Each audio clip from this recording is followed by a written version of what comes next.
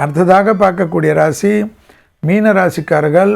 பிள்ளைகள் விஷயத்தில் கோபதாபத்தை வைத்து கொள்ளாமல் இருப்பது ஆனந்தத்தையும் பேரானந்தத்தையும் ஏற்படுத்தி கொடுக்கும்.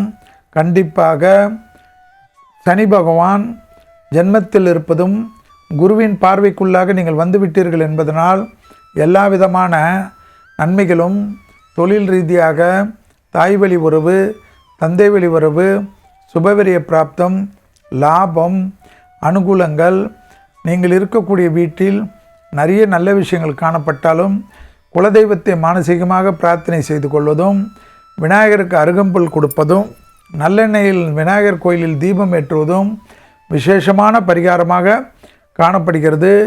அடுத்த ஒரு வருடம் வரை அபிராமி அந்தாதியில் இருக்கக்கூடிய 40, 43, 54, 59, 75 இந்த பாடல்களை தினமும் படிக்க படிக்க மனதில் நிம்மதியும் சந்தோஷமும் ஆனந்தமும் ஏற்படும்.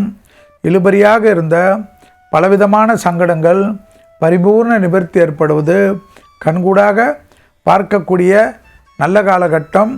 மீனராசிக்காரர்களுக்கு கண்டிப்பாக மீனராசிக்காரர்களுக்கு இடமாற்றங்களோ, தொழில் மாற்றங்களோ, உத்தியோக மாற்றங்களோ, வியாபார மாற்றங்களோ என்ற எல்லா விஷயமும் வெற்றிகளையும் உங்களுக்கு டக்கு டக்கென்று ஏற்படுத்தி கொடுக்கக்கூடிய அற்புதமான காலகட்டம் என்பதை ஞாபகத்தில் வைத்து கொள்ளுங்கள்.